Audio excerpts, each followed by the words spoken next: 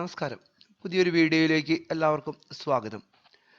Samunnathi വിദ്യാസമുന്നതി scholarship 2025-26 വർഷത്തെ higher secondary തലം അപേക്ഷകൾ ഓൺലൈനായി ക്ഷണിക്കുന്നു. നമുക്ക് സർക്കുലർ വന്നിട്ടുണ്ട്.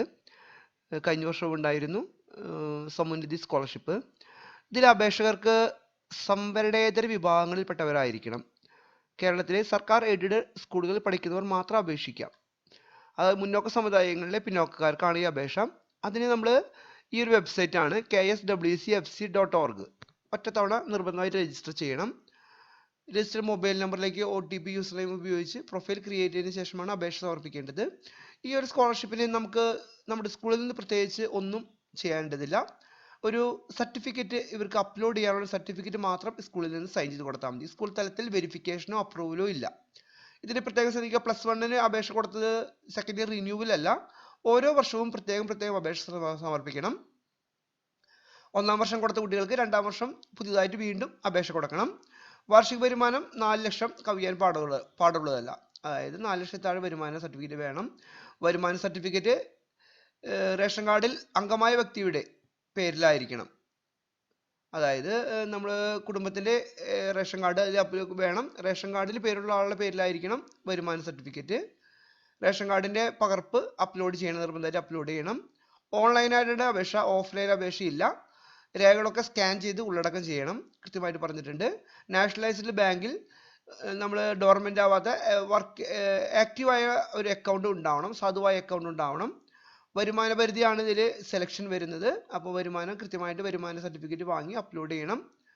ബാങ്കിലേക്കാണ് പൈസ ട്രാൻസ്ഫർ ചെയ്യുന്നത്. ഓൺലൈൻ അപേക്ഷയാണ്. രേഖകൾ അപ്ലോഡ് ചെയ്തിട്ടില്ലെങ്കിലും അപൂർണമായ അപേക്ഷകൾ നിരസിക്കുന്നതാണ്. പ്രത്യേകം ശ്രദ്ധിക്കുക, ഇ ഗ്രാൻസ് കിട്ടുന്ന കുട്ടികൾക്ക് ഇത് അപേക്ഷിക്കാം. കേന്ദ്ര സംസ്ഥാന സർക്കാരുടെ മറ്റിതര സ്കോളർഷിപ്പുകൾ, സ്റ്റൈപ്പൻഡുകൾ കൈപ്പറ്റുന്നവർ ഈ അപേക്ഷിക്കാൻ അർഹരല്ല. അപ്പോൾ കൃത്യമായിട്ട് ഈ ഗ്രാൻസ് ഒഴികെ മറ്റേത് സ്കോളർഷിപ്പിന് അപേക്ഷിക്കുന്ന കുട്ടികൾക്കും ഇത് അപേക്ഷിക്കാൻ പാടില്ല എന്ന് കൃത്യമായിട്ട് പറഞ്ഞിട്ടുണ്ട്. എല്ലാം നമ്മളിതിൽ ചെക്ക് ചെയ്യണം.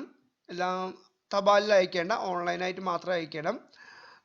അവസാന തീയതി 4/11/2025. നമുക്ക് നവംബർ മാസം 4-ാം തീയതിയാണ്. ഇപ്പോൾ സൈറ്റ് ആക്റ്റീവാണ്. നവംബർ 4-ാം തീയതി വരെയാണ്. ഇനി ഹയർ സെക്കൻഡറി തലത്തിൽ എന്തൊക്കെയാണ് ഇതിൽ ആവശ്യമുള്ളത്? സ്കോളർഷിപ്പ് തുക 4000 രൂപയാണ്. 6414 സ്കോളർഷിപ്പ് ഉണ്ട്. SLCയിൽ നമുക്ക് B+ ഗ്രേഡിന്, അതായത് 70% മാർക്ക് എല്ലാ സബ്ജക്റ്റിനും B+ ഗ്രേഡിന് മുകളിൽ നേടിയാൽ നമുക്ക് അപേക്ഷിക്കാൻ പറ്റും. ആവശ്യമുള്ള രേഖകൾ സ്കൂൾ മേലധികാരിയുടെ നിശ്ചിത മാതൃകയുള്ള സാക്ഷ്യപത്രം, അതിൻ്റെ വെബ്സൈറ്റിൽ ഇതിന് മോഡൽ കൊടുത്തിട്ടുണ്ട്. അത് മാത്രമാണ് നമ്മൾ സ്കൂളിൽ നിന്ന് കൊടുക്കേണ്ടത്. സ്കൂൾ തലത്തിൽ വെരിഫിക്കേഷനോ മറ്റു കാര്യങ്ങളൊന്നുമില്ല. വാർഷിക സർട്ടിഫിക്കറ്റ് വില്ലേജ് ഓഫീസർ നൽകുന്നത് വേണം. ജാതി തെളിയിക്കുന്ന രേഖ, വില്ലേജ് ഓഫീസർ നൽകുന്ന ജാതി സർട്ടിഫിക്കറ്റ്, SLCയിലെ ജാതി രേഖ, അത് പറഞ്ഞിട്ടുണ്ട് ഏതൊക്കെയാണ്. SLC നമുക്ക് കൊടുക്കണം. ബാങ്കിൻ്റെ ആദ്യത്തെ പേജ് വേണം, IFSC കോഡ് വേണം. റേഷൻ കാർഡിന് 1-2 പേജ്, SLCൻ്റെ ആദ്യത്തെ പേജ്. ഇത്രയും കാര്യങ്ങളാണ് നമുക്കിത് വേണ്ടത്. നമുക്കിതാണ് ഇതിൻ്റെ വെബ്സൈറ്റ്, kswcfc.org. ഇതാണ് ഒരു വെബ്സൈറ്റ്. നമുക്കിവിടെ ഗൈഡ് ലൈൻസ് കൊടുത്തിട്ടുണ്ട്. നമ്മൾ കണ്ട ഗൈഡ് ലൈൻസ് എല്ലാം നമുക്ക് ഇതിൽ തന്നെ കാണാനായിട്ട് സാധിക്കും. നമ്മൾ ആദ്യം അപേക്ഷ കുട്ടികൾക്ക് ഉള്ള കാര്യങ്ങളാണ്, ഈ ശ്രദ്ധിക്കേണ്ട കാര്യങ്ങളാണ്. അപേക്ഷ കൊടുക്കുന്നതിന് മുമ്പ് നമ്മൾ ഇതിൽ ക്ലിക്ക് ചെയ്ത് കഴിഞ്ഞാൽ ഗൈഡ് ലൈൻസ് കിട്ടും. നമ്മൾ ഈ ഗൈഡ് ലൈൻസ് ഹയർ സെക്കൻഡറിയുടെ നമ്മൾ പറയുന്നത്, ഹയർ സെക്കൻഡറിയുടെ ഗൈഡ് ലൈൻസ് നമ്മൾ കണ്ടിരുന്നു. ഓരോ കാറ്റഗറിയിലും ഗൈഡ് ലൈൻസ് ഉണ്ട്. നമ്മൾ നേരത്തെ കണ്ടത് തന്നെയാണ് ഇതിൽ ഗൈഡ് ലൈൻസ് ആയിട്ട് വരുന്നത്. നമ്മൾ രണ്ടാമത് പറഞ്ഞത് ഈ ഒരു ഡൗൺലോഡ് ഇൻസ്റ്റിറ്റ്യൂഷൻ സർട്ടിഫിക്കറ്റ്. പലരും ചോദിക്കുന്നതാണ് എങ്ങനെയാണ് ഈ ഇൻസ്റ്റിറ്റ്യൂഷൻ സർട്ടിഫിക്കറ്റ്. നമുക്ക് ഇതിൽ കൃത്യമായിട്ട് കൊടുത്തിട്ടുണ്ട്. ഹയർ സെക്കൻഡറി കാറ്റഗറി, ഹൈസ്കൂളുകാർക്ക് ഇതുണ്ട്. ഹയർ സെക്കൻഡറി കാറ്റഗറിക്കുള്ള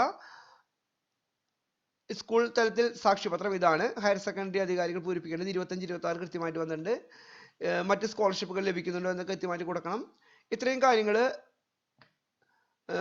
പൂർണ്ണമായും പൂരിപ്പിക്കണം. മേലധികാരിയുടെ ഒപ്പ്, സീല്, സ്കൂളിൻ്റെ സീല് എല്ലാം കൃത്യമായിട്ട് വേണം. ഇത് മാത്രമാണ് നമ്മൾ കുട്ടികൾക്ക് സൈൻ ചെയ്ത് കൊടുക്കേണ്ടത്. മറ്റു തരത്തിലുള്ള വെരിഫിക്കേഷൻ ഒന്നും നമുക്ക് സ്കൂളിലില്ല. ഇത്രയും കാര്യങ്ങൾ ശ്രദ്ധിച്ചു കഴിഞ്ഞാൽ കുട്ടികൾക്ക് ഇതിൽ ലോഗിൻ ചെയ്യാം. കുട്ടികൾക്ക് ആണ് ഇത് ചെയ്യേണ്ടത്. സ്കൂളിൽ നിന്ന് യാതൊരു തരത്തിലുള്ള കാര്യങ്ങളും ചെയ്യേണ്ടതില്ല. അക്ഷയ കേന്ദ്രത്തിൽ നിന്നോ കുട്ടികൾക്ക് നേരിട്ടോ ഈ ഒരു സമുന്നതി സ്കോളർഷിപ്പ് അപേക്ഷിക്കാം. ഇത് നമ്മൾ ആദ്യം രജിസ്റ്റർ ചെയ്യുക. ഓൾറെഡി രജിസ്റ്റർ ചെയ്തവർക്ക് ഇതിൽ കാൻഡിഡേറ്റ് ലോഗിൻ ഉണ്ട്. നമുക്ക് ന്യൂ യൂസർ ആണെങ്കിൽ രജിസ്റ്റർ ഉണ്ടാവും, അല്ലെങ്കിൽ ഇവിടെ രജിസ്റ്റർ ഉണ്ട്. നമ്മളിത് രജിസ്റ്റർ കൊടുക്കുക.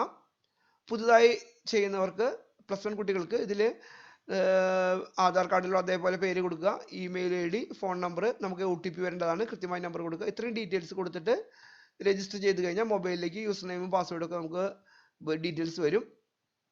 പിന്നെ അപ്ലോഡ് ചെയ്യുന്ന ഡോക്യുമെൻറ്റിൻ്റെ ഡീറ്റെയിൽസ് പറഞ്ഞിട്ടുണ്ട്. 150 KB വരെ ആവാം, JPG. അപ്പോൾ ഇത്രയും കാര്യങ്ങൾ ശ്രദ്ധിച്ച് കുട്ടികൾക്ക് ഇത് അപേക്ഷ സമർപ്പിക്കാവുന്നതാണ്. സമൃദ്ധി സ്കോളർഷിപ്പിന് സ്കൂൾ തലത്തിൽ യാതൊരു വെരിഫിക്കേഷനോ അപ്രൂവലോ ഇല്ല. ആകെ നമുക്ക് ചെയ്യേണ്ടത് സാക്ഷ്യപത്രം കൊടുക്കുക എന്നത് മാത്രമാണ്. Okay, thank you.